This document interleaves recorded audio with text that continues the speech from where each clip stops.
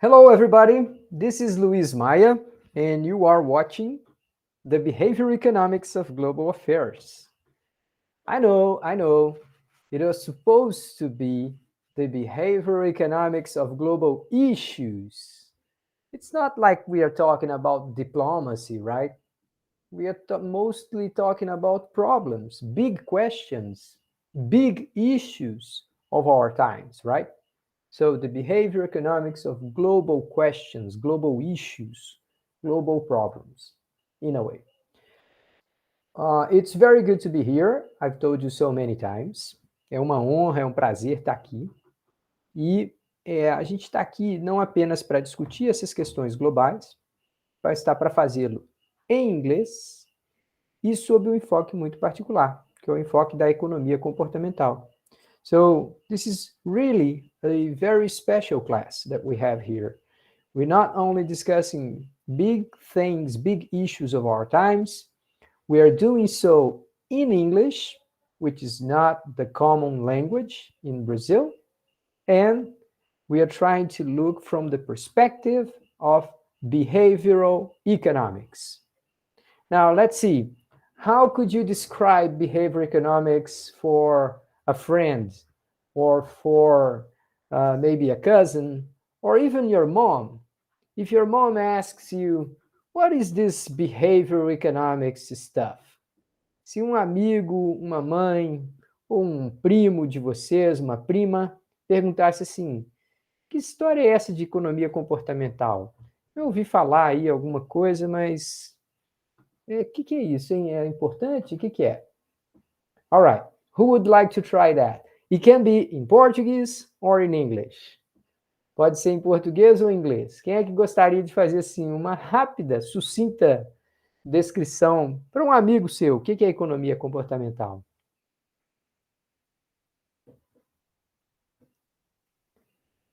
You can use the chat if you prefer, ok?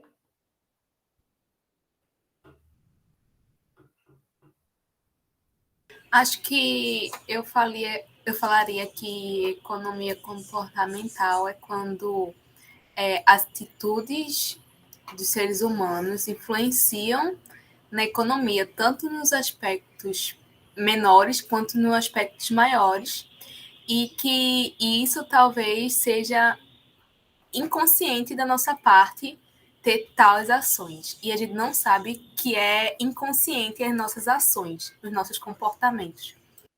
Boa, boa, gostei, Clara. Gostei, achei legal. A ideia de atitudes, comportamentos meio que inconscientes, que a gente não se dá conta de que a gente age. E gostei do fato de você identificar que às vezes parecem pequenas coisas, mas que também podem ter grandes consequências, né? Muito legal. Gostei da sua descrição. Alguém gostaria de completar? Ou ajudar? Ou adicionar? Ó, a Ítala colocou aqui no chat. Uma abordagem de economia que leva em consideração aspectos cognitivos, deixa eu ver, cognitivos e comportamentais dos agentes.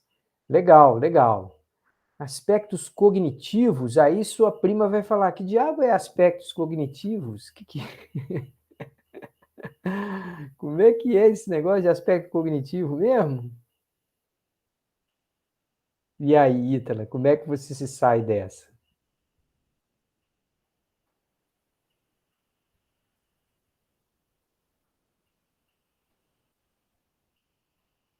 Aí complica, né?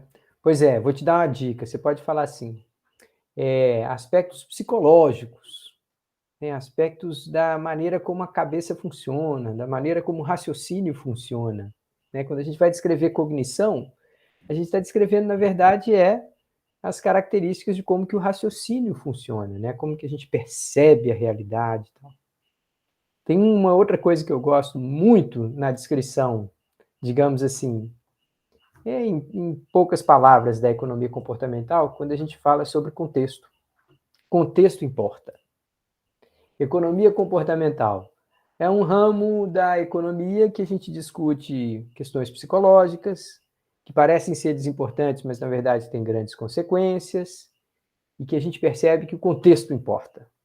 All right, so this is a good approach. So we can, Marcos has just arrived, Marcos and João. Welcome, guys. We are talking here just for starter, like warming up. A gente está aquecendo aqui para começar a aula. And we have mentioned, how could you describe behavioral economics to a friend or to a cousin or even to your mom? Let's suppose that your mom asks you, what is this again? Então sua mãe, sua prima, seu amigo fala, que diabo é esse negócio de economia comportamental mesmo? E aí a Clara disse assim, é quando a gente vê a importância de atitudes que muitas vezes não são autoconscientes, né? A gente faz sem nem saber que faz, podem ser coisas pequenininhas, mas às vezes têm impactos grandes. Aí a Ítala falou assim, isso é quando tem uma abordagem da economia que leva em conta aspectos cognitivos e comportamentais. Aí eu cutuquei ela, falei, peraí, Ítala, como é que eu vou dizer para minha prima o que é aspectos cognitivos? Aí realmente complica. Aí eu falei, bom, é quando tem aspectos psicológicos, quando tem o raciocínio, que não é previsível, é o raciocínio humano. Então, gente, é muito legal que a gente lembre que a economia comportamental reconhece no tomador de decisão um ser humano, com suas falhas, com o seu dia ruim, com o seu momento de cabeça quente, e que a gente erra. A gente faz escolhas erradas toda hora. Né? No modelo econômico, todo mundo é maximizador. O consumidor é maximizador de satisfação, o vendedor, a empresa é maximizadora de lucros, mas na vida real, às vezes, muita gente não é maximizador. Tem até a expressão do satisficing, satisfazente, né? Alguém que a gente não busca a melhor opção possível, a gente busca uma que é boa o suficiente. Então imagine, né, se alguém fosse falar, tu vai comprar um carro, beleza, quantos carros eu posso escolher aqui? Qual que é a minha possibilidade de escolha aqui na cidade de Recife? Sim, qualquer dia que útil, você pode visitar e conhecer 35 mil carros. 35 mil carros à venda? Como é que eu vou comparar um por um, decidir qual que é o melhor? Não dá. Não, então eu vou escolher um que é bom o suficiente. Vou visitando, vou conhecendo. Isso não é a racionalidade econômica pura. Isso é a racionalidade humana. All right, so this is the behavioral economics. And now, from the last class and today, we are talking about a behavioral economics analysis of prejudice, of discrimination. A gente está falando assim de uma análise comportamental do preconceito e da discriminação. Alguns de nós podem argumentar assim, peraí, professor, mas isso já são aspectos cognitivos, já são, pela sua própria natureza, aspectos psicológicos. Não é da economia essa questão. Aí eu paro e olho e falo assim, não, é da economia? É da economia, sim. É bem da economia. Não só o preconceito e a discriminação têm um fortíssimo impacto econômico, mas que boa parte do preconceito e discriminação tem fundamentação econômica. A gente age em favor do nosso grupo. A gente age em favor daqueles que a gente considera do nosso time, do nosso interesse, do nosso carinho, da nossa afeição. Quem é de fora do meu grupo, seja por ser de outro país, seja por falar uma outra língua, seja por ter uma outra cor de pele, seja por vir de uma outra região do país. Eu vou lá e falo, não, esse daí não é gente nossa. Esse aí é outra pessoa. All right, so yes, it is a psychological question, prejudice and discrimination, but it is also an economic issue. All right, so it is good idea to have a look at it from the behavioral economics perspective, and that's what we're going to try to do. I'm going to share with you the website from Technology, Entertainment, and Design. What is this again? Technology, Entertainment, and Design. Oh, yeah, it is TED Talks. The TED Talks are like this. So they are short presentations. Most of them take like 15 to 20 minutes. And then you have like a world famous analyst or leader or celebrity talking about one important topic, ok? Então, quando a gente vê uma palestra desses aí do TED, TED quer dizer Technology, Entertainment and Design. Tecnologia, entretenimento e design.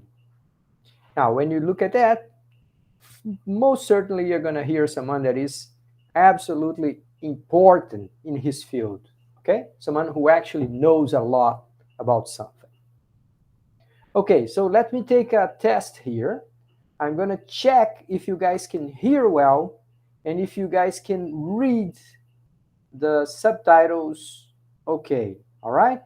Let me just make sure everything is fine here, and then you let me know.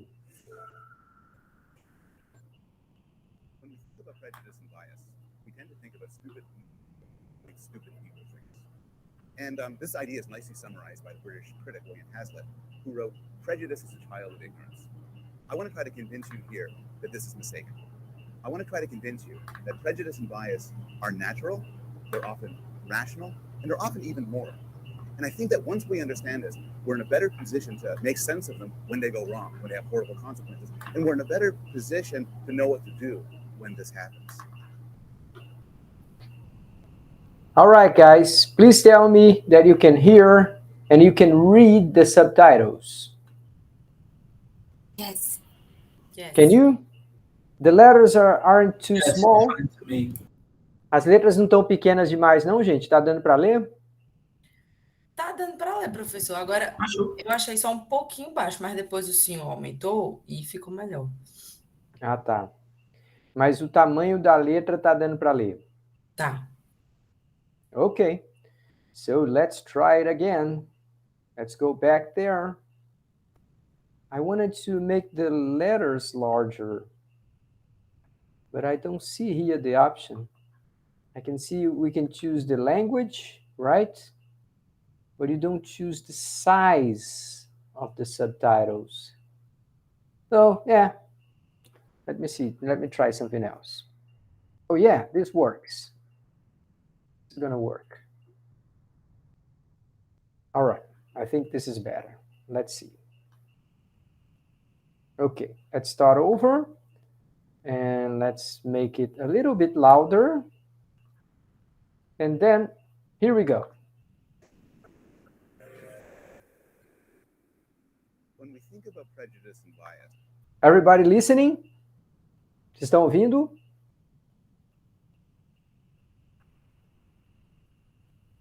Tá baixo, professor. Not too well, but the subtitles help. Ainda não está alto o suficiente? Deixa eu aumentar. Vamos testar, gente, até ficar bom. Vamos lá. Vou baixar o meu aqui para não ficar alto demais para mim. E vou... we tend to think about stupid people. as loud as possible. Let's see. When we think about prejudice and bias, we tend to think about stupid, evil people doing stupid, evil things. And this idea is nicely summarized by the British critic William Hazlitt, who wrote, "Prejudice is a child of ignorance." I want to try to convince you here that this is mistaken. I want to try to convince you that prejudice and bias are natural, they're often rational, and they're often even moral. And I think that once we understand this, we're in a better position to make sense of them when they go wrong, when they have horrible consequences, and we're in a better position to know what to do when this happens. So start with stereotypes. You look at me, you know my name, you know certain facts about me, and you can make certain judgments. You could make guesses about my ethnicity, my political affiliation, my religious beliefs. And the thing is, these judgments tend to be accurate. We're very good at this sort of thing. And we're very good at this sort of thing because our ability to stereotype people is not some sort of arbitrary quirk of the mind, but rather it's a specific instance of a more general process, which is that we have experience with things and people in the world that fall into categories, and we could use our experience to make generalizations about novel instances of these categories. So everybody here has a lot of experience with chairs and apples and dogs. And based on this, you could see these unfamiliar examples, and you could sit on the chair, you could eat the apple, the dog will bark. Now, we might be wrong. The chair could collapse if you sit on it, the apple might be poisoned, the dog might not bark. And in fact, this is my dog, Tessie, who doesn't bark. But for the most part, we're good at this. For the most part, we make good guesses, both in the social domain and the non-social domain. And if we weren't able to do so, we weren't able to make guesses about new instances that we encounter, we wouldn't survive. And in fact, Hazlitt, later on in his wonderful essay, concedes this. He writes, "Without the aid of prejudice or custom, I shall not be able to find my way across the room, nor know how to conduct myself in any circumstances, nor what to feel in any relation of life." Or take bias. Now, sometimes we break the world up into us versus them, into in-group versus out-group. And sometimes when we do this, we know we're doing something wrong, and we're kind of ashamed of it. But other times we're proud of it. We openly acknowledge it. And my favorite example of this is a question that came from the audience in the Republican debate prior to the last election. Gets to your question. The question in the hall on foreign aid. Yes, ma'am. The American people are suffering in our country right now. Why do we continue to send foreign aid to other countries when we need all the help we can get for ourselves? Governor Perry, what about that? I mean, yeah, absolutely. I think it's. Each of the people on stage agreed with the premise of her question, which is, as Americans, we should care more about Americans than about other people. And in fact, in general, people are often swayed by feelings of solidarity, loyalty, pride, patriotism towards their country or towards their ethnic group.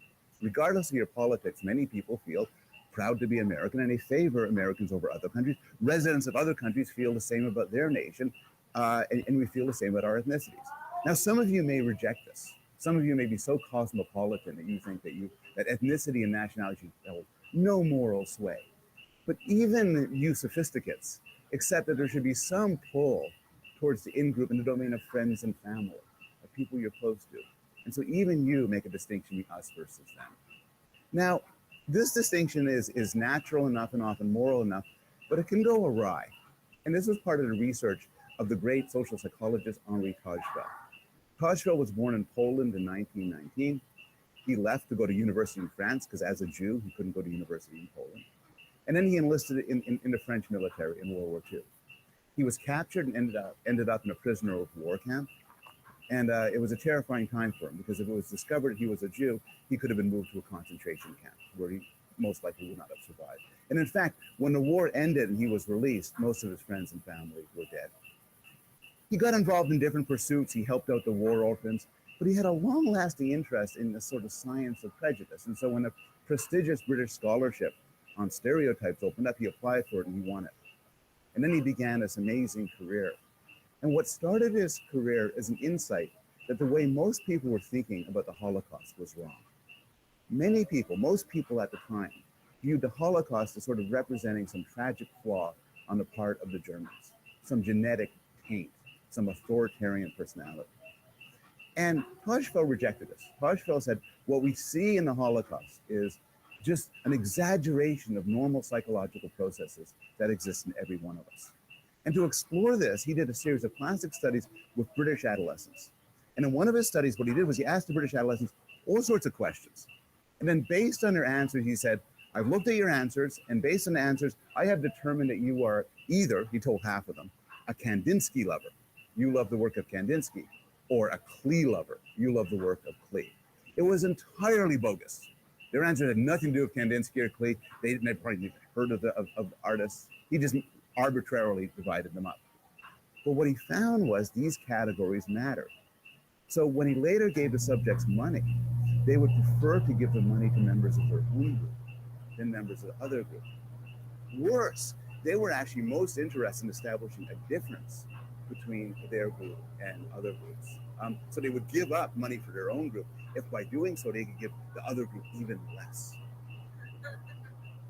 This bias seems to show up very early. So my colleague and wife, Karen Wynn at Yale, has done a series of studies with babies where she exposes babies to puppets. And the puppets have certain food preferences. So one of the puppets might like green beans. The other puppet might like graham crackers. They test the baby's own food preference as a baby, and babies typically prefer the graham crackers. But the question is, does this matter to babies in how they treat the puppets? And it matters a lot. They tend to prefer the puppet who has the same food taste that they have. And worse, they actually prefer puppets who punish the puppet with a different food taste. We see this sort of in-group, out-group psychology all the time. We see it in political clashes within groups with different ideologies. We see it in its extreme in cases of war, where the out-group isn't merely sort of given less, but dehumanized, as in the Nazi perspective of Jews as vermin or lice, or the American perspective of Japanese as rats. Stereotypes can also go awry. So often they're rational and useful, but sometimes they're irrational. They give the wrong answers, and other times they lead to plainly immoral consequences. And the case that's been most studied is the case of race. There was a fascinating study prior to the 2008 election where social psychologists looked at the extent to which the candidates were associated with America, as in an unconscious association with the American flag. And in one of their studies, they compared Obama and McCain, and they found McCain is thought of as more American than Obama. And to some extent, people aren't that surprised by hearing that. McCain is a celebrated war hero, and many people would explicitly say he has more of an American story than Obama. But they also compared Obama to British Prime Minister Tony Blair. And they found that Blair was also thought of as more American than Obama, even though subjects explicitly understood he's not American at all. But they were responding, of course, to the color of the skin. These stereotypes and biases have real-world consequences, both subtle and very important. In one recent study, researchers put ads on eBay for the sale of baseball cards. Some of them were held by white hands, others by black hands. They were the same baseball cards. The ones held by black hands got substantially smaller bids than the ones held by white hands. In research done at Stanford, psychologists explored the case of people sentenced for the murder of a white person. It turns out, holding everything else constant, you are considerably more likely to be executed if you look like the man on the right than the man on the left.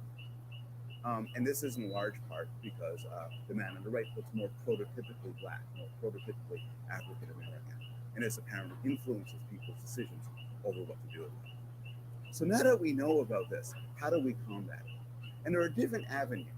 One avenue is to appeal to people's emotional responses, appeal to people's empathy, and we often do that through stories.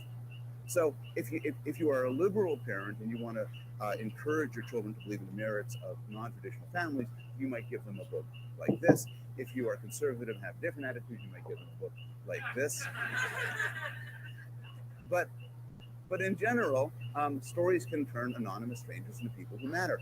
And the idea that we care about people when we focus on them as individuals is an idea which has shown up across history. So Stalin apocryphally said, a single death is a tragedy, a million deaths is a statistic. And Mother Teresa said, if I look at the mass, I will never act. If I look at the woman, I will. Psychologists have explored this. For instance, in one study, people were given a list of facts about a crisis, and it was seen how much they would donate to solve this crisis. And another group was given no facts at all, but they were told about an individual and given a name and given a face. And it turns out that they gave far more. None of this, I think, is a secret to the people who are engaged in charity work. People don't tend to deluge people with facts and statistics. Rather, you show them faces, you show them people. It's possible that by extending our sympathies to an individual, they can spread to the group that the individual belongs to. This is Harriet Beecher Stowe. The story, perhaps apocryphal, is that President Lincoln invited her to the White House in the middle of the Civil War and said to her, so you're the little lady who started this great war. And he was talking about Uncle Tom's Cabin. Uncle Tom's Cabin is not a great book of philosophy or theology or perhaps not even literature, but it does a great job of getting people to put themselves in the shoes of people they wouldn't otherwise be in the shoes of. It put themselves in the shoes of slaves. And that could have been well have been a catalyst for great social change. More recently, looking at America in the last several decades, there's some reason to believe that shows like The Cosby Show radically changed American attitudes towards African Americans, while shows like Will and Grace and Modern Family changed American attitudes towards gay men and women. I don't think it's an exaggeration to say that the major catalyst in America for moral change has been the situation. But it's not all emotions, and I want to end by appealing to the power of reason. At some point in this wonderful book, The Better Angels of Our Nature, Steven Pinker says, you know, the Old Testament says, love thy neighbor, and the New Testament says, love thy enemy. But I don't love either one of them, not really. But I don't want to kill them. I know I have obligations to them, but my feelings, my moral feelings to them, my moral beliefs about how I should behave towards them aren't grounded in love. What they're grounded in is an understanding of human rights, a belief that their life is as valuable to them as my life is to me. And to support this, he tells a story by the great philosopher Adam Smith. And I want to tell this story too, though I'm going to modify it a little bit for modern times. So Adam Smith starts by asking you to imagine the death of thousands of people. And imagine the death of thousands of people in a country you are not familiar with. Could be China or India or a country in Africa. And Smith says, how would you respond? And you would say, well, that's too bad. And you'd go on to the rest of your life. If you would open up the New York Times online or something and discover this, and in fact, this happens to us all the time, we go about our lives. But imagine instead, Smith says, you were to learn that tomorrow you were to have your little finger chopped off. Smith says that would matter a lot. You would not sleep that night wondering about that. So this raises the question, would you sacrifice thousands of lives to save your little finger? Now answer this in the privacy of your own head, but Smith says absolutely not. What a horrid thought. And so this raises the question. And so as Smith puts it, when our passive feelings are almost always so sordid and so selfish, how comes it that our active principles should often be so generous and so noble? And Smith's answer is, it is reason, principle, conscience. This calls to us with a voice capable of astonishing the most presumptuous of our passions, that we are but one of the multitude, in no respect better than any other. And this last part is what is often described as a principle of impartiality. And this principle of impartiality manifests itself in all of the world's religions, in all of the different versions of the golden rule, and in all of the world's moral philosophies, which differ in many ways, but share the presupposition that we should judge morality from sort of an impartial point of view. The best articulation of this view is actually, for me, is not from a theologian or from a philosopher, but from Humphrey Bogart at the end of Casablanca. So, spoiler alert, he's telling his lover that they have to separate for the more general good. And he says to her, and I won't do the accent, but he says to her, it doesn't take much to see that the problems of three little people don't amount to killer beans in this crazy world. A reason could cause us to override our passions. A reason could motivate us to extend our empathy, could motivate us to write a book like Uncle Tom's Cabin or read a book like Uncle Tom's Cabin. And our reason can motivate us to create customs and taboos and laws that will constrain us from acting upon our impulses when as rational beings we feel we should be constrained. This is what a constitution is. A constitution is something which was set up in the past that applies now in the present. And what it says is no matter how much we might want to re-elect a popular president for a third term, no matter how much white Americans might choose to feel that they want to reinstate the institution of slavery, we can't. We have bound ourselves. And we bind ourselves in other ways as well. We know that when it comes to choosing somebody for a job, for an award, we are strongly biased by their race. We are biased by their gender. We are biased by how attractive they are. And sometimes we might say, well, fine, that's the way it should be. But other times we say, this is wrong.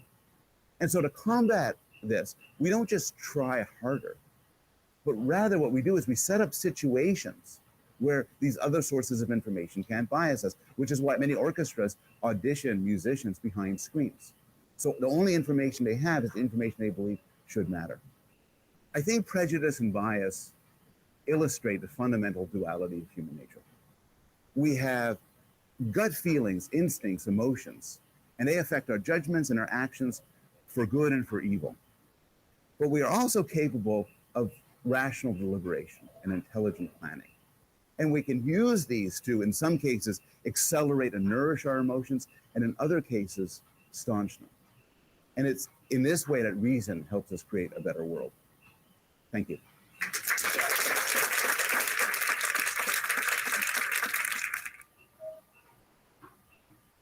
All right, guys. How did you like this one?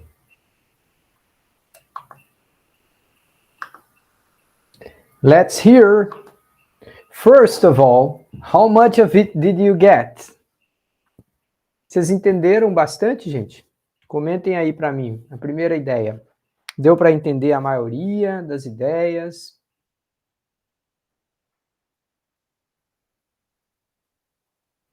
Deu para entender. Assim, é uma ideia um pouco diferente, né, no começo, mas ele consegue provar o ponto e, assim, fazer refletir sobre. Tá, então, um dos primeiros pontos que ele faz bem forte é a ideia de que cuidar mais do nosso grupo e trabalhar com estereótipos nem sempre é uma coisa ruim. Sim. A gente mais ou menos aceita que as pessoas têm uma lealdade, uma fidelidade com sua família, né? Se tiver uma disputa, a gente vai tentar defender a nossa família, não vai ir contra a nossa mãe, nossa filha, nosso filho. Todo mundo sabe que isso é normal, isso acontece. Ninguém é contra isso. Então, ele primeiro fala assim, olha, essa nossa lealdade com grupos mais próximos faz parte de todos nós, independente de a gente considerar isso mal ou bom. Né? A gente não julga moralmente uma pessoa que quer defender a sua mãe, ou que quer defender a sua filha. A gente fala, não, olha lá, ele é imparcial. Ele não é imparcial. Ele está defendendo a mãe dele. Sim, está defendendo a mãe dele como qualquer um de nós faria. Então, assim, ele não está querendo dizer que isso aprova o preconceito, mas ele está falando, isso faz parte da maneira como a nossa racionalidade funciona. Ele também mostra que a estereotipagem a categorização é uma coisa necessária.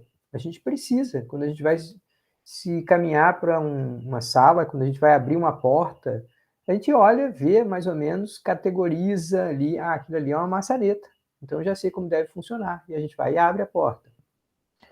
All right, so first, he brings up these arguments to try and show that some of the behaviors that we judge so bad, some of them, they have like natural seeds or natural elements in it, and which we will accept most of the times. So we don't like them when they go wrong, when they are exaggerated, or when they are used in more intensive ways.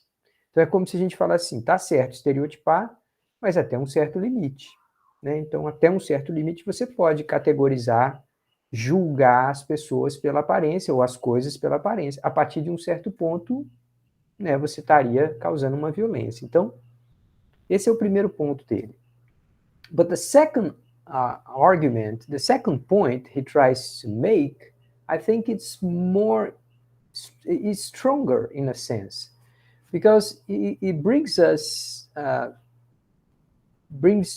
to our minds that we can bind ourselves. A gente pode tomar a decisão de nos privarmos de agir pelos nossos impulsos. Cada um de nós tem essa opção de, mesmo que tenha impulsos preconceituosos, que racionalmente se policie. E aí ele fala, bom, a gente faz isso toda hora. A gente acredita numa Constituição, né, no caso da Constituição americana, mas a mesma coisa a gente faz aqui. A gente tem muitas coisas que a gente considera sagrado. Quer ver um exemplo? No Brasil, se você disser que vai acabar com o SUS, o Sistema Público de Saúde, eu não acredito que tenha uma pessoa no Brasil que defenda. Assim, pode ser até que pense, pode ser até que no fundo lá do coração pense que o SUS é desnecessário, mas não acredito que ninguém tem coragem de propor a extinção do SUS. So, I mean, we can understand that it is inappropriate even to argue for the extinction of a public health system. So we can prevent ourselves from acting on our impulses, right? So this is like a rational defense on how we can fight prejudice, right? Did you guys get that? Is there any other point that I missed that you guys liked? Tem algum ponto, algum argumento, algum detalhe do vídeo que vocês gostariam de comentar? O Felipe chegou agora há pouco. Felipe, a gente acabou de assistir o filme do Paul Bloom sobre preconceito e discriminação. Ele tá lá, o link está lá nas fichas de aula, tá? Depois você pode assistir de novo ou assistir pela primeira vez se ainda não viu.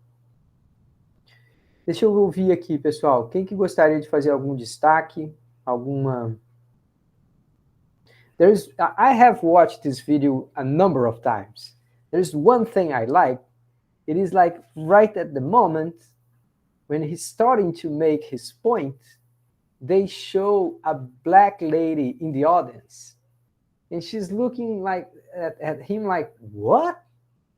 What this guy is talking about? Vocês notaram isso? Que logo no início do vídeo, eles mostram assim uma imagem do público, e aí tem uma senhora negra sentada, e ela olha para a cara dele assim, quando ele começa o argumento, ela olha e fala assim, que esse cara tá vindo? Que história? Ele vai defender preconceito? Obviously, she probably understood that he was trying to make a point.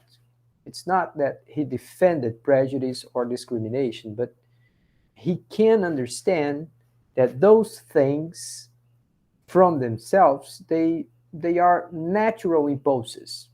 They are not the ones that we are more proud of, but they are natural. They are with us and all of us. Então, ele está fazendo um argumento assim, de que os impulsos que nos levam a agir de forma preconceituosa são impulsos naturais, em alguma medida, ou até certa medida, e que, portanto, se são naturais, eles estão com todos nós.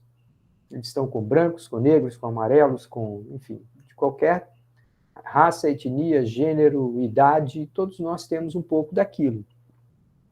The point is that sometimes they are exaggerated. O que mais? O que vocês viram aí de interessante? Não acredito que ninguém vai comentar sobre aquela parte que aparece o Hitler.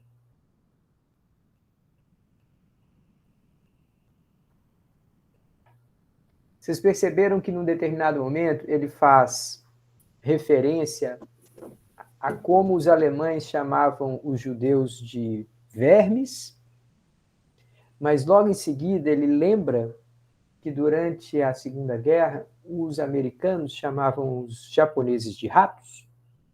É um processo de desumanizar o seu oponente, desumanizar o seu adversário. É uma maneira previsível de tentar extrair das pessoas a capacidade de ter simpatia, de ter empatia. Ah, não, aquilo ali não é um ser humano, aquilo ali não merece respeito, aquilo é um verme. Se você estivesse tratando de judeus, ou não, aquilo ali é um rato, se você estivesse tratando de japoneses. Os ingleses também chamavam de ratos os alemães, é verdade também. Débora, depois Clara, vamos lá.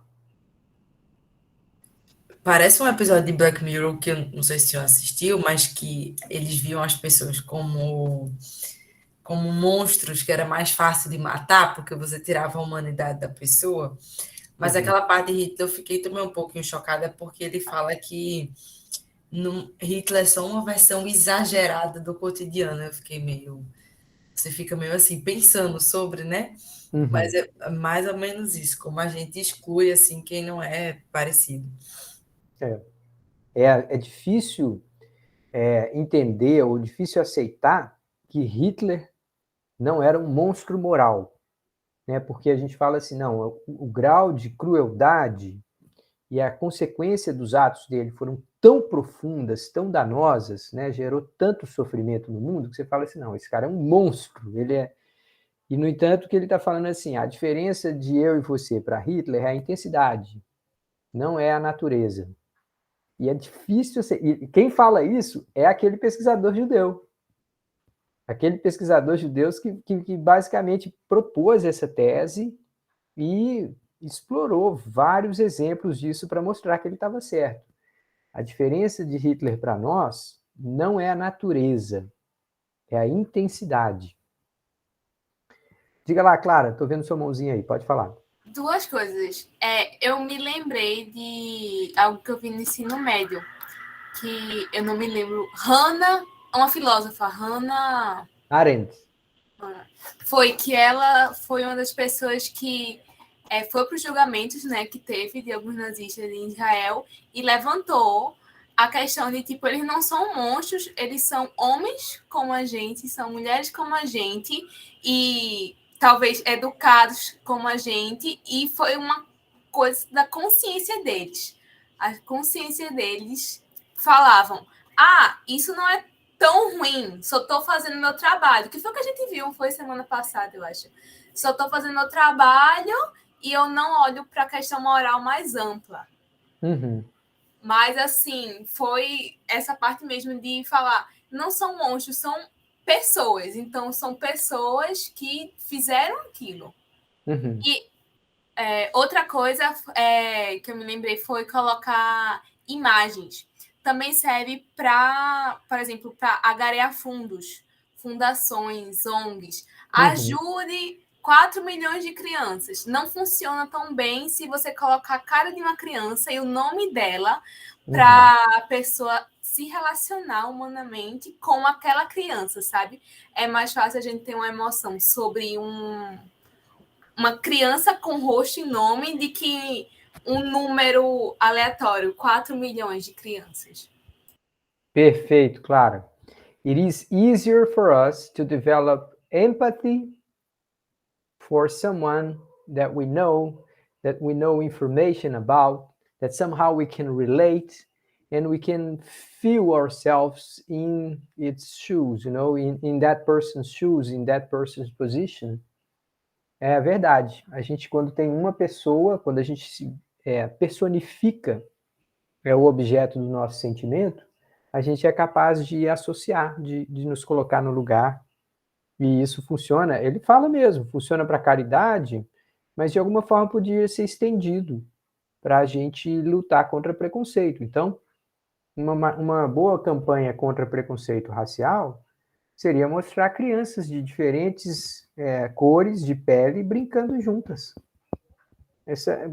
Eu acho que, independente do seu preconceito, é muito difícil você olhar para uma criança negra, amarela, branca, marrom, como somos todos nós no Brasil, e ter preconceito contra a criança. A propósito, eu tenho que contar essa história em português, porque eu não sei se eu conseguiria contar em inglês. Nos Estados Unidos, eu morei lá por 7 anos. Quando eu tentei explicar para os meus colegas que eu, no Brasil, era branco, eles não conseguiam parar de rir. Eles achavam aquilo a coisa mais engraçada que eu já tinha escutado na minha vida. Eu falei assim, não, peraí, deixa eu ver se eu entendi.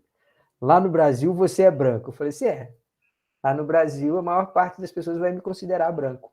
Não sou eu. Todo mundo vai me perguntar, Luiz? Não, Luiz é branco. Você? Eles não acreditavam. Eles falaram assim, não pode. Então, quer dizer, o padrão de cor de pele deles é tão sutil e é tão detalhado que é capaz de olhar para mim com a pele que é clara, mas não é alva como a deles, e falar assim, não, aquilo ali é misturado. Ele consegue ver claramente a mistura de traços europeus com traços, sei lá, indígenas, ou com a cor da pele que não é natural europeia e tudo mais. Uma outra coisa curiosa também foi, this one I can tell you in English. A professor who was also a friend of mine, once we were walking down the campus and we were going to have lunch together, and then he asked me, Luis, when did your parents or your grandparents or your ancestors, when did they move to America? And it took me a while to understand the question. Ele falou assim, quando foi que seus antecedentes vieram para o Brasil, para a América? I was like, what? To America? Oh, no, to South America. You mean European that were coming from Ah, tá. Então eu gastei um tempão para entender que ele estava querendo saber qual era o meu ancestral mais antigo que tinha nascido e vivido na Europa. E aquela ideia nem fazia sentido para mim. Eu falei assim, não, eu sou brasileiro. Ele falava assim, não, eu vejo seus traços, seu nariz comprido aí, tem gente que vai achar que isso aí é judeu, tem outro que vai dizer que isso aí é francês, qual que é o seu bisavô, é seu tataravô? E eu nem conseguia entender a pergunta. So, I mean, this is a point that appearances can be judged, can be evaluated, it can be categorized, right? As aparências, elas são julgadas, elas são categorizadas e, de alguma forma, elas nos ajudam a tomar decisão, ou pelo menos a fazer certas especulações sobre a pessoa. Quando ele olha para mim, ele fala assim, tá na cara que você tem aí 2 ou 3 gerações de viver no Brasil, que você não é um europeu puro, que caiu ontem no Brasil e depois veio para os Estados Unidos. There was something here in the chat. What did I miss here? Mas o mundo está cansado de ver exemplos de crianças. Me lembrou uma cena do filme Bacurau. I don't know that scene, Thiago. I think I haven't seen that film. Is it a good one? Bacurau? Levanta a mão aí quem já assistiu esse filme. Deixa eu ver.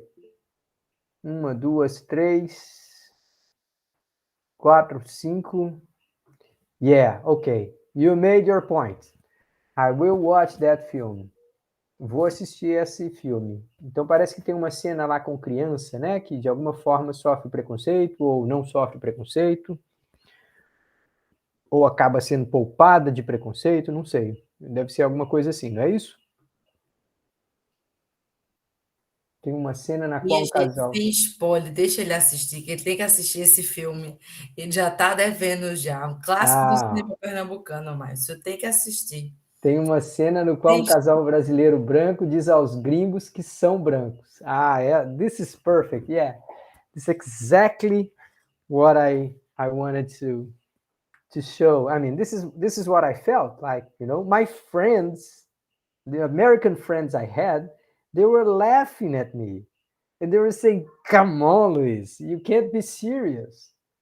Eles não acreditavam quando eu falava que eu era branco no Brasil. Eles falavam assim, não, peraí, pô, tá dando para ver que você deve ter outros brasileiros que devem ser mais brancos que você.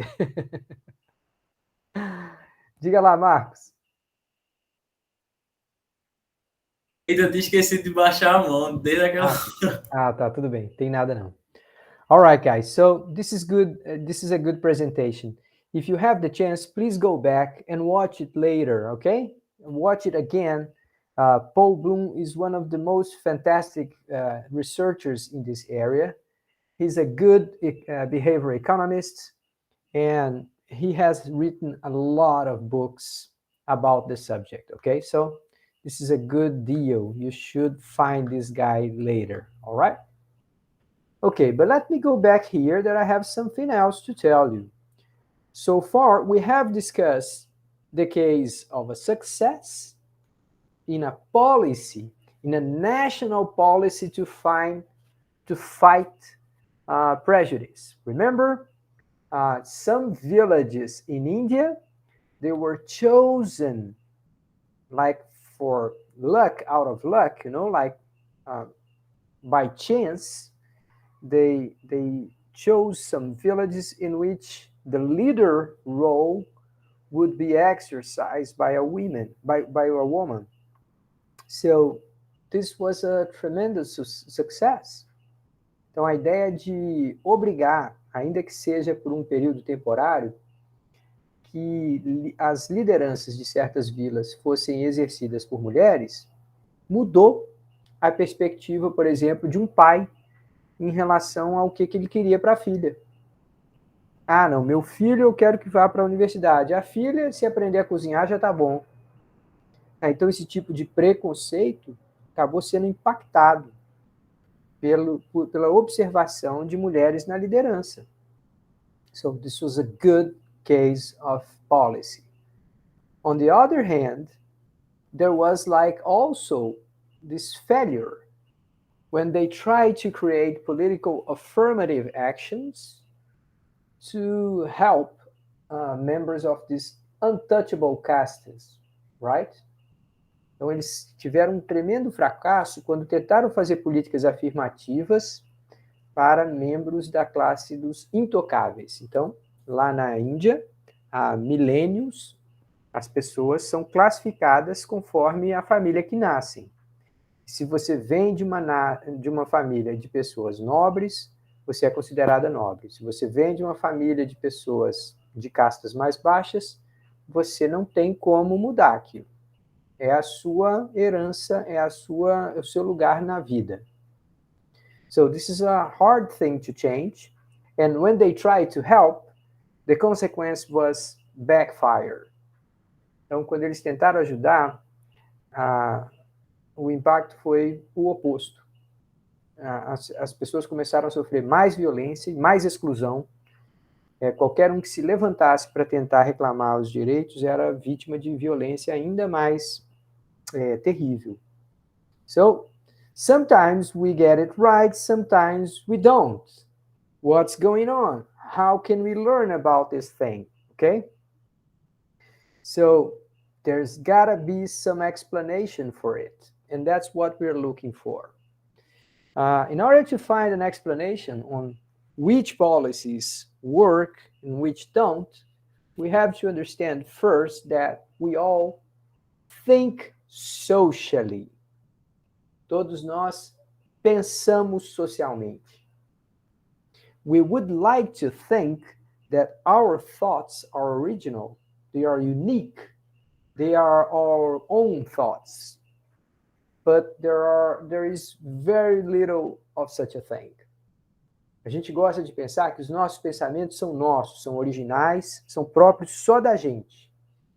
Mas, na verdade, existe muito pouco pensamento nosso que é realmente original. A gente lida com ideias que são sociais. A gente reinterpreta, a gente observa algumas, incorpora outras, mas essas ideias, elas nos permeiam. There is this good example I always mention about beer. You see, guys, here I have this very small beer here, but if you go to campus these days, you're going to see lots of students and professors using long beers. It's very common these days. If you just take a bus or just walk down the streets, you're going to see someone using a long beer. 10 years ago, it was not. Então, o que faz que, num determinado momento, alguém comece a usar barba e todo mundo acha que aquilo é legal? Você liga a televisão, o jogador tem barba.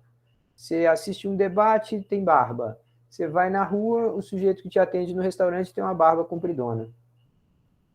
Volta no tempo, entra numa máquina do tempo, volta 10 anos atrás, ninguém está usando barba. Por quê? Ah, professor, isso é moda. Não, mas como que a moda se propaga? Como que a gente vê as outras pessoas usando um tipo de roupa e passa a usar aquele tipo de roupa? Well, the same thing must happen with our thoughts, right? A mesma coisa deve acontecer com os nossos pensamentos. A gente observa ou deduz que as pessoas pensam de uma certa forma e a gente daqui a pouco acha que aquilo é natural. So, if you understand that there is a social influence on how and what we think, then we have to ask the question, how bad is prejudice and discrimination in Brazil compared to what we know about other countries? What do you say, guys? Como é que vocês acham que daria para comparar o preconceito no Brasil com o preconceito pelo que a gente conhece de outros países? Talvez Estados Unidos, tem o caso do George Floyd, que ficou famoso recentemente, tem outros casos de preconceito na Alemanha, na Inglaterra, na França. What do you think? Do you think we are less subject to prejudice than they are? We are more? How different is our prejudice compared to other countries? Go ahead, Clara. You can speak in Portuguese or in English. Don't worry. Na verdade, isso foi um dos assuntos que eu aprendi em uma matéria de educação, que, diferente de muitos outros países, no Brasil, por exemplo, o racismo, ele é mais intrínseco à sociedade. Episódios de racismo aqui no Brasil não acontecem em outros países. Por exemplo, nos Estados Unidos, que é uma clara distinção entre brancos e negros. Aqui teve a miscigenação e a gente tem uma dificuldade de dizer essa pessoa branca, essa pessoa negra, e tem os pardos, que às vezes se consideram brancos, às vezes se consideram negros, e as situações de racismo aqui são muito assim. Eu acho que eu não estou encontrando a palavra, mas delicadas não, assim, do cotidiano. Sutis. São mais sutis. Isso, sutis. A gente não percebe tão escaladamente. Feito acontece em outros países, sabe? Tá. Durante a década de 20, eu acho que teve uma propaganda assim para dizer: olha aqui o Brasil, ele teve escravidão, mas os brancos e os negros convivem em harmonia. Foi se criada uma propaganda de um país harmonioso, que não tem questão social. Então, desde a década de 20 e 30, já foi propagandas assim para a gente não discutir questões sociais, que é o que está tendo mais nas últimas décadas, né? Mas foi se criado esse estereotipo e agora coisas que é racismo, as pessoas têm dificuldade de ver. Por quê? Porque durante toda a sua formação como humano, não foi escancarado o que é racismo, que é umas situações muito sutis que para os negros é uma coisa ofensiva. E muitas pessoas têm dificuldade de, assim, aceitar realmente isso. É verdade. Eu gostei dessa ideia de que parece ser menos visível, que você falou, e eu gostei dessa lembrança de que o Brasil já foi considerado uma democracia racial. Certamente a pessoa não sabia do que estava falando, né? Olha para o nosso Congresso Nacional, me diga quantos deputados negros que tem lá. É uma minoria. A gente sabe que a população brasileira é majoritariamente ou negra ou parda. Se somar negros e pardos, dá um número muito maior do que a gente somar esses falso branco igual eu aqui, que não sou branco, né? A minha avó, por parte de mãe, era índia. Se eu começar a procurar, certamente eu vou encontrar também ascendentes negros. Então, assim, é o branco que se acha branco, mas se ele for pesquisar, ele vai encontrar que no Brasil a gente teve, de fato, essa miscigenação. Então, são 3 pontos importantes aí que você levantou. Essa falsa ideia de democracia racial, a ideia de que, às vezes, as circunstâncias de preconceito parecem ser mais sutis, menos abertas, menos evidentes e menos compartilhadas por todo mundo, né, aparentemente, e de que a gente tem também essa evolução para um outro status agora. O Tiago Mariano falou assim, aí a gente volta ao início da aula, só dá problema quando vira violência de fato. I think your point, Tiago, is that here in Brazil, we only discuss prejudice and discrimination in episodes of violence, right? Eu acho que sim, aí tem essa questão. A gente só se lembra do problema do preconceito quando a gente está discutindo, liga a televisão, quando alguém agiu de forma preconceituosa e aquilo virou um escândalo na mídia, aí a gente discute preconceito. But the one thing I love about this video, I don't know if you guys got that, is the one that talk about how to choose musicians for an orchestra. Vocês entenderam essa parte, pessoal? No final ele fala assim, como é que as melhores orquestras do mundo selecionam músicos? A pessoa que vai apresentar a música, ela apresenta para os avaliadores de trás de uma cortina. Porque os músicos sabem que eles vão considerar melhor se o cara for homem, vão considerar melhor se o cara for homem branco. em comparado com a mulher, em comparado com o negro, o amarelo ou qualquer outra cor. Então, eles falam assim, eu quero ouvir o som, e nós vamos escolher pelo som. Independente da cor, do tamanho, do cheiro, da roupa que está vestindo. Aí faz o teste por trás de uma cortina. I think this is fascinating. I mean, this is what we need. We need to understand that we all have impulses. Ó, eu estou vendo alguns comentários aqui no chat. O Tiago está falando. É que é tudo tão sutil, tão, entre aspas, normal, que o Estado só age quando vira violência, como foi aquele linchamento covarde do imigrante no Rio. Me fugiu a memória da nacionalidade dele. Eu acho que ele era senegalês, não tenho certeza também, Tiago. Certamente era proveniente da África, mas eu não me lembro a procedência também não. A Clara comenta assim, aí acontece o que também acontece com a questão das mulheres. Várias notícias falando de racismo e machismo, e as pessoas só se incomodam com o que está sendo evidenciado e falam, isso é besteira. É verdade, isso daí acontece mesmo. A gente tem muita gente que acha que aquilo é exagero, acha que daqui a pouco não pode falar mais nada, que tudo virou politicamente correto, que as pessoas não podem falar mais nada. All right, so I think that we have pretty much as much prejudice and discrimination than what people have all over the world. I don't think we are any different on how intensely we observe and feel prejudice. I think that in Brazil we have more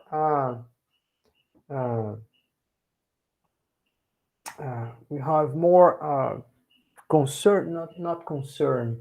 A gente tem mais repressão, autorrepressão. A gente se reprime, mesmo que a gente pensa em falar alguma coisa, ou a gente pensa em traduzir, ou em tratar uma pessoa de maneira desfavorável, a gente sabe que aquilo é errado, e a gente se envergonha, tenta se segurar.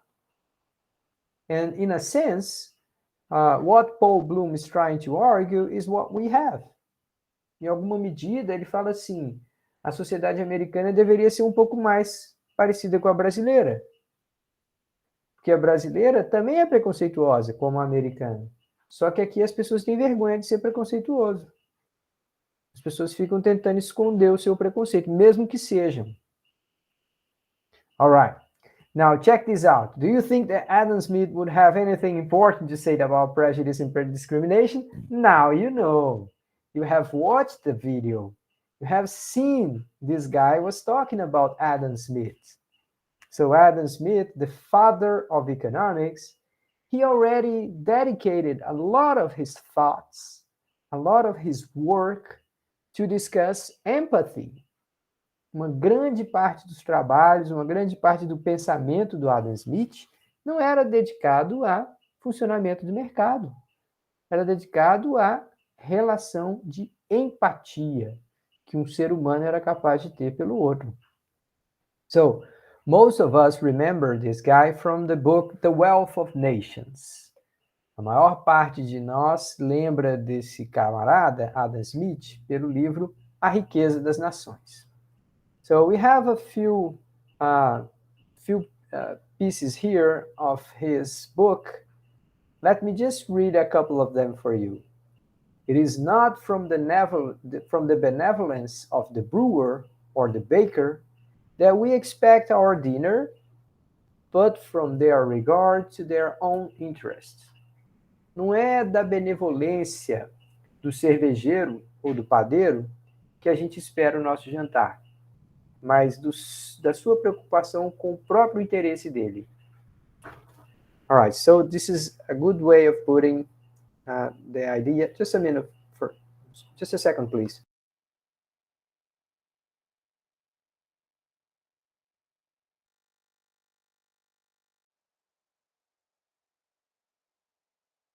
All right, sorry. Não é pela benevolência do padeiro ou do cervejeiro que a gente espera o nosso jantar, mas é porque ele está procurando o seu próprio interesse. So, here, he's talking about one feature of the market, which is very important. It's like the market, it's not personal. Ele está falando assim, os mercados não são pessoais. Eles chegam lá e falam assim, eu preciso fazer dinheiro, então eu vou servir o pão quentinho para qualquer pessoa que seja. Seja branco, seja preto, seja rico, seja pobre. Se tiver dinheiro para pagar, não me interessa. Ele está perseguindo o interesse dele pessoal. So, he's trying to emphasize one of the good features of the market. Ele está tentando enfatizar esse aspecto importante do mercado, que é a impessoalidade. Now, if you have personalism, you would have discrimination.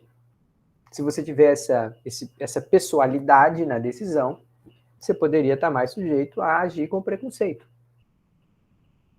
The second piece here, we have the most abundant mines, either of the precious metals or of the precious stones, could add little to the wealth of the world. Então, está falando, mesmo as minas mais abundantes, seja de metais preciosos ou de pedras preciosas, pode adicionar muito pouco para a real riqueza do mundo. So he's trying to explain what is the wealth of nations. It is not the precious stones or the precious metals. This is not wealth. What is actually wealth is how you organize society, how you divide labor, how you divide people into different skill sets and then work in large scales. Então, ele está falando assim, o que dá riqueza ao país não é o metal precioso, não é a pedra preciosa. O que dá riqueza ao país é a maneira como ele consegue organizar as pessoas pelos seus talentos diferentes, fazer com que cada um se dedique aos seus talentos mais preferidos e que você faça isso em grande escala. Aí você tem criação de riqueza. All right, so this is Adam Smith from The Wealth of Nations. But let's have a look at the other Adam Smith, the Adam Smith of another book, The Theory of Moral Sentiments, a teoria dos sentimentos morais. And then you have sentences like, man naturally desires not only to be loved, but to be lovely. Os homens, né, as pessoas, naturalmente desejam não apenas serem amados, mas serem amáveis. So he's talking about feelings, he's talking about emotions. He's studying how people judge emotions, how people make decisions based on emotions and feelings. So this is like a social thinker. It's not only an economist. Então, o que a gente percebe é que um cara como Adam Smith não é apenas um economista. Ele é um pensador social. É alguém que está interessado em ir mais profundamente que simplesmente dizer suba a taxa de juros, combata a inflação assim assado. He goes deeper into the understanding of society. Ele quer ir mais profundamente na compreensão da sociedade. I like this first sentence there.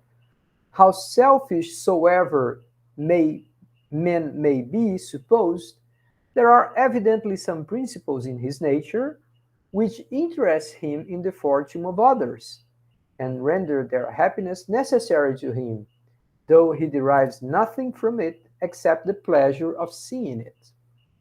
Não importa o quanto se pense que o ser humano é egoísta, há alguns princípios muito evidentes na sua natureza que o fazem se interessar pela fortuna de outras pessoas e considerar a felicidade e a alegria dessas pessoas necessárias para ele, mesmo que ele não consiga extrair dali nenhum tipo de prazer, senão aquele de observar. All right, so there are two faces of Adam Smith. And we, as economists, we can also have two faces.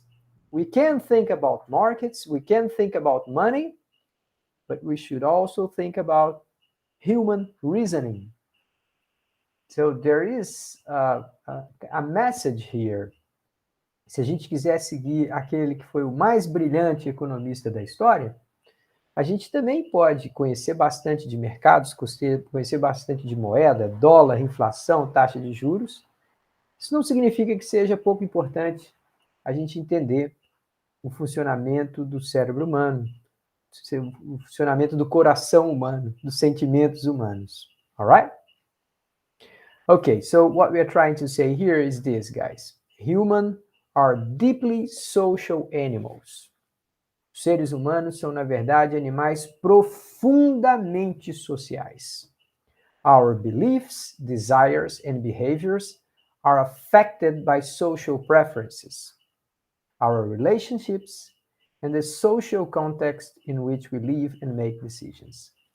As nossas crenças, os nossos desejos e os nossos comportamentos são afetados por escolhas, preferências sociais, pelos nossos relacionamentos e pelos contextos sociais em que a gente vive e que a gente toma decisões. Now, check out this figure we have there. Check out this picture. There is this guy. He's watching at the window. He knows it's not raining. He can look, he perceives people that think it is raining. But he understands it is not raining. Even though he does, he opens up the umbrella. Então, esse cara, ele olha para o lado na primeira foto, ele consegue entender que as outras pessoas pensam que está chovendo, mas ele consegue ver toda a imagem. Ele está vendo que aquilo não é chuva mesmo. Ainda assim, ele vai lá e abre o seu guarda-chuva. So, this is like obviously a joke, but it is true in most of the things that we do and say. We also behave like this. For as much as this picture can be understood as irrational, that is not irrational. That is social rationality. That is social reasoning, social thinking. Okay?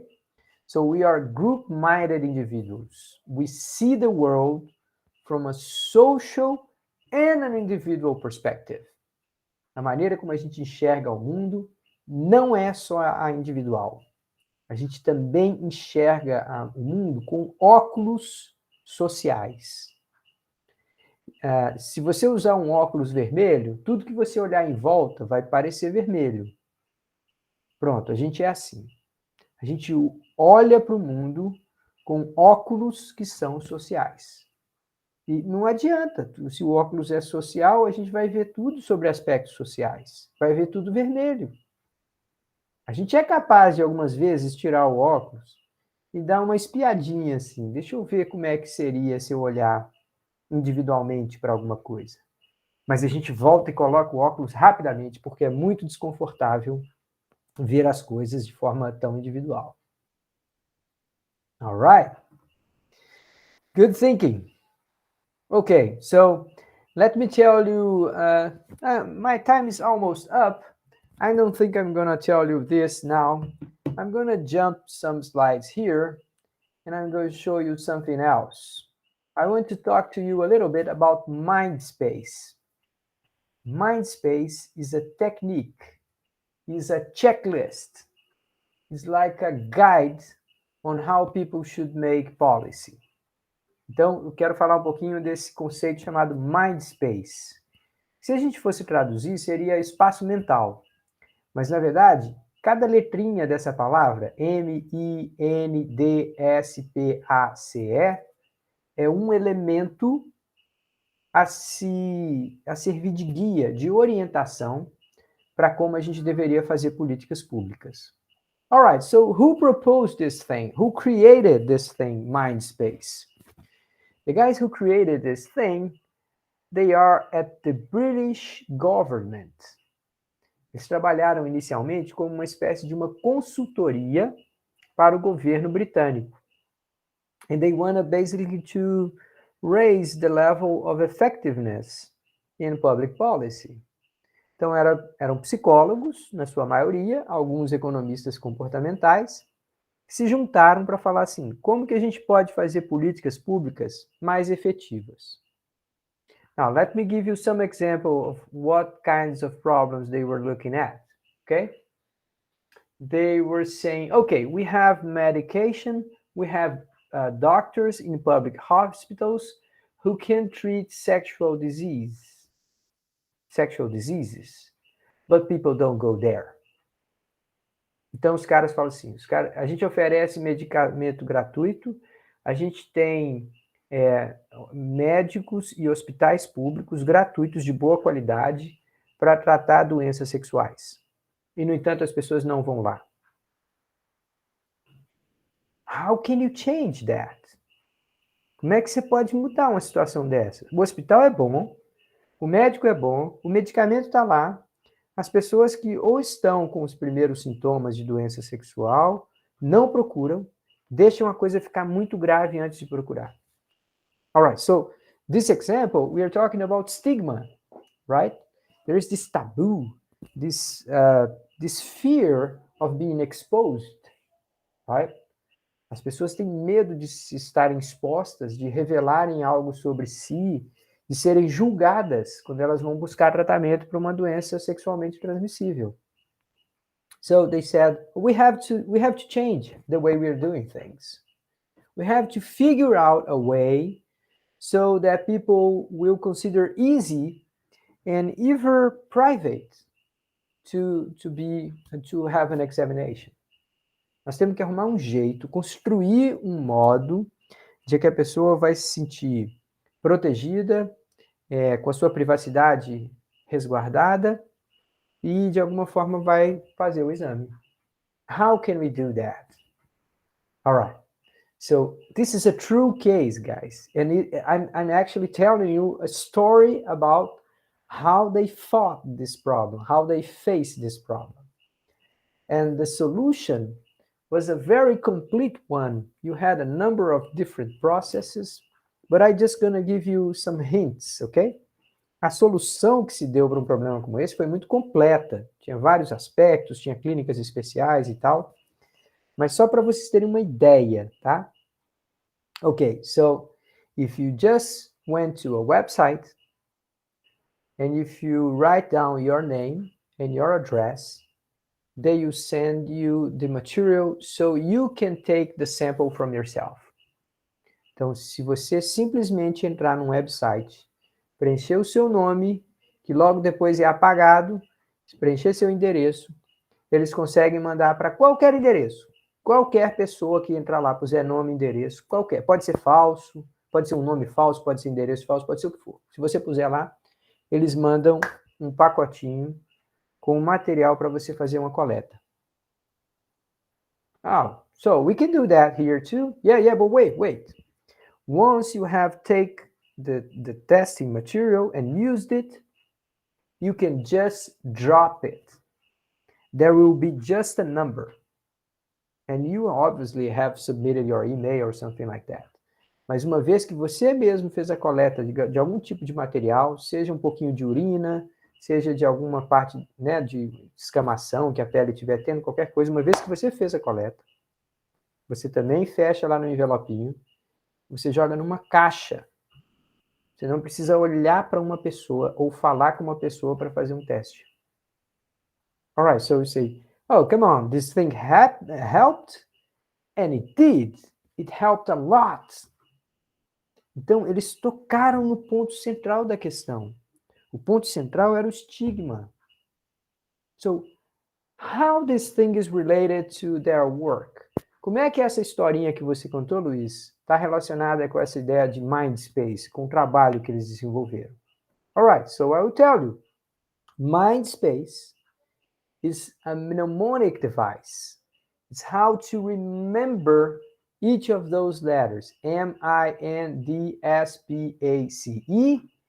each of those are associated with one aspect of decision making.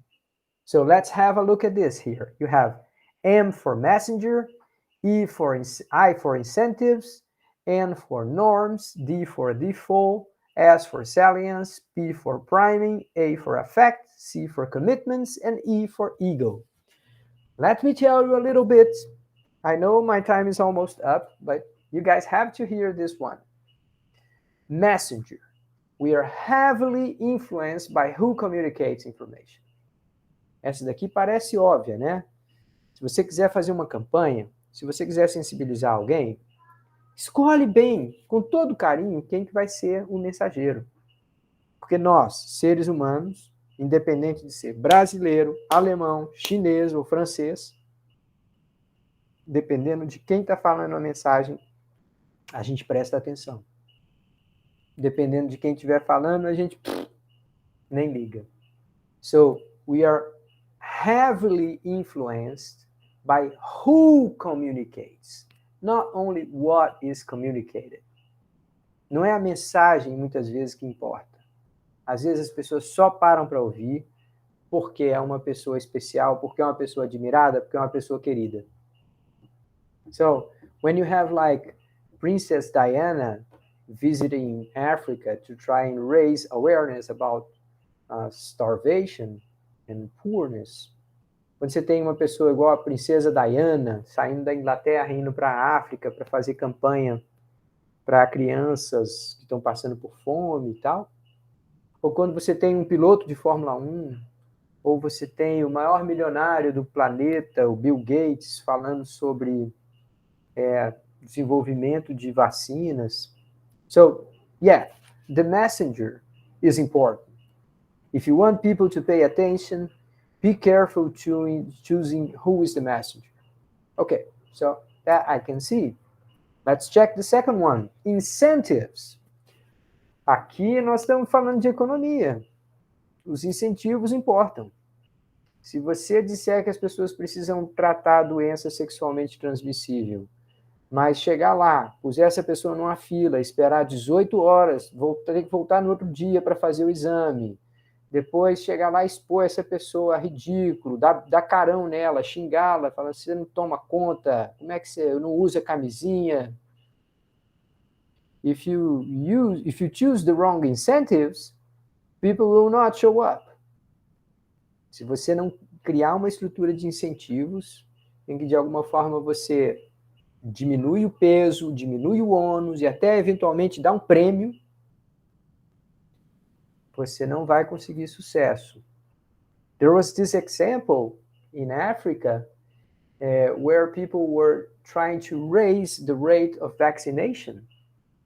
And what they did was they told, if people come to have their kids vaccinated this weekend, they're gonna get a bag of beans or something like that. Eles falaram assim, ó, se vocês trouxerem suas crianças aqui, nesse final de semana para vacinar, todo mundo que vier ganha um saco de feijão, de lentilha, alguma coisa assim. Well, some people would argue, well, you can't buy people. You know, they are not mercenaries. This is not correct, you shouldn't do that. Então, algumas pessoas vão te julgar, vão falar, ó, não, você não deveria comprar as pessoas. Essas pessoas não são mercenárias para você simplesmente comprar que elas vão lá se vacinar. Mas, por outro lado, você fala assim, se eu distribuir 1 quilo de lentilhas ou de feijão, eu gasto menos dinheiro público com aquela vacinação do que se eu tiver que manter o posto de saúde com a vacina por 6 meses. Se todo mundo se vacinar em 2 ou 3 finais de semana, eu não preciso manter o posto com vacina por 6 meses. É caro. A vacina se perde. Tem que pagar refrigeradores fortes e tudo mais. Alright, so it is economics, right? A gente está falando de economia. The third element, norms. I know, when you hear the word norms, the tendency is to understand this as normas. But be careful here. We are talking about social norms. Tabu, ok? Quando a gente fala norms aqui, nós não estamos falando de normas em português. A gente está falando de normas sociais. O que todo mundo faz. Então, você precisa reconhecer que determinadas políticas vão esbarrar na vivência, no dia a dia das pessoas. Se eu puser uma campanha de vacinação para sábado de tarde, muita gente não vai levar seus filhos para vacinar porque já tomou uma, ou porque está na hora do jogo de futebol. Aquelas são as práticas sociais. Se você não olhou não reconheceu que tinha práticas sociais num contexto, você acabou desenhando uma política que não serve para aquele contexto. So you have to check. You have to study how things happen in that environment before you try to change something, okay? The fourth one, defaults. Defaults is like we go with the flow of preset options. Então, qual que é a ideia de default? Default é a escolha padrão. Then you go to McDonald's and then you take a look at that. Oh, I have combo number 1. I have combo number 4. Ali já tem escolhas pré-feitas para vocês. Aí você chega e fala, não, aquele ali é que eu gosto, é aquele pacote ali. Não, eu gosto daquele pacote. Esse tipo de simplificação de escolhas ajuda, tá? There's this fascinating case in which two countries very much alike, very similar countries in Europe, in one of them, if you want to be an organ donor, you have to fill out a form saying, yes, I am a donor. Otherwise, you will not be a donor. And in the neighbor country, it is the opposite. Everybody's a donor, unless people show up at this office and fill out the form. Então, são dois países bem parecidos, com a mesma cultura, a mesma história. Num deles, para você ser um doador de órgãos, você precisa preencher um formulário e dizer, eu quero ser um doador de órgãos. Se você não fizer isso, ninguém é doador de órgãos se não fizer isso. É assim que funciona no Brasil. No país vizinho, todo mundo nasce doador de órgãos. Agora, se você quiser sair, você vai lá e tem que preencher um formulário dizendo, não quero ser doador de órgãos. So, when you compare these two countries, in one of them, 20% of the people are organ donors. And in the other one, 85% of the people are organ donors. Então, são países semelhantes, com culturas semelhantes. Quando você mudou o padrão, a maior parte das pessoas ficam no padrão. All right, so you have to understand that defaults are, many times, powerful ways to help people make better choices. Cuidado aqui, tá, gente? A gente tem a questão moral aqui, tá? Ao estabelecer uma escolha padrão, a gente não quer ser o McDonald's. Ou seja, te levar a gastar mais dinheiro e comer mais gordura. Quando a gente estabelece uma escolha padrão numa política pública, a gente tem que pensar quem é que vai ser beneficiado com isso. Não é para ser o Estado, não é para ser o governo beneficiado. É para ser a população que tem que ser beneficiada. All right, what else? We have salience. Our attention is drawn to what is novel and seems relevant to us. Então, a gente tem essa tendência a prestar atenção nos aspectos mais salientes de um problema. And that's, for example, the problem with sustainable food, organic food. Muitas vezes a gente tem dificuldade em comprar, vender, negociar alimentos mais saudáveis, porque eles costumam ser mais caros. A maior parte de nós vai olhar, aqui tem um café orgânico, custa R$16 o pacote. Aí o café normal custa 8. Me dá o café normal aí. A gente não quer pensar nos outros aspectos, a gente pega no aspecto principal, que é o preço. O preço é o aspecto mais saliente. So, in order to fight this problem, what you do? Well, you have to have like some form of stamp, some form of thing that will draw people's attention to sustainability. Então, a embalagem do café sustentável, orgânico ou o que for, ele deveria ter uma foto grande, uma imagem grande dizendo assim, esse café foi feito com cuidados para não impactar o ambiente, ou sei lá, a embalagem é sustentável, alguma coisa assim. A gente precisa chamar a atenção das pessoas para certos aspectos relevantes da tomada de decisão. Now, the next one, priming, is one that I'm not so much for it, and I think we have to be careful. Priming is like when you try to give people subconscious cues. Então, é quando a gente dá informações subconscientes para ajudar alguém a fazer a escolha certa. I don't like that. I personally don't like that. But it exists, right? The next one, affect. Yes. Our choices are affected by our feelings.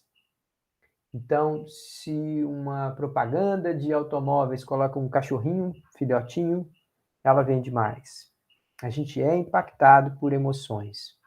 Então, colocá-las, um político que aparece carregando criança no colo, na televisão, ele sabe que aquilo ali o humaniza no olhar dos seus eleitores, tá? Isso deve ser usado não para manipular as pessoas, mas deve ser usado para também ajudar as pessoas a fazerem escolhas boas. We have commitments. It's like the idea that we all try to be consistent. Se a gente tenta ser consistente nas nossas escolhas, isso também pode ser usado. Então, a gente pode fazer uma campanha de vacinação falando assim, agora nós vamos fazer um dia especial de vacinação para os professores que vierem acompanhados dos seus alunos. Aí você fala assim, bom, se eu não participar dessa campanha, os meus alunos podem olhar para mim e falar assim, poxa, você não diz para a gente tanta coisa que a gente deveria fazer, você não é, de alguma forma, um exemplo para crianças, né? Principalmente educação infantil, você não é um exemplo para essas crianças? Você deveria também agir dessa forma. So, sometimes we can use that information and try to design public policy in ways that will be natural for people to say, well, if I think like this, then I should behave like that. Okay? And finally, ego. Yeah. We all have vanity, right? Todos nós temos vaidade, temos ego. Sometimes we want to make people proud of good choices they make. And it works, right? I mean, some kids, they got little stars if they get vaccinated. They get like a book, they get a prize, and somehow they get some different shirts if they participate in something good. And that is also appealing to people's vanity, to people's ego. So what you have there is a checklist on how to help people making better choices, but using psychological aspects of decision, right? Gente, pessoal, eu vou interromper aqui porque a gente já está estourando o tempo, mas só para consolidar, isso aqui são mecanismos mentais que podem ajudar as pessoas a fazerem a escolha certa. Alguém pode olhar para isso e falar assim, você está manipulando as pessoas. Eu acho que aplicar multa é mais uma forma de manipular mais violenta do que você fazer um desenho bonitinho na embalagem. Acho que um desenho bonitinho na embalagem, um selo, dar uma camisa de presente para quem participa de uma campanha de solidariedade. Esse tipo de coisa, para mim, não é considerado manipulação. Right? Obviously, you have to be ethical. You have to be careful about how you prevent any harm to people. Okay? Let me have a look at you guys here and see if you have a question. Alguém tem alguma pergunta, algum comentário before we finish? Okay, guys. Thanks a lot for sticking around. I'm going to stop recording now. And as always, I'll be here for a few more minutes if you want to talk to me. Otherwise, I'll see you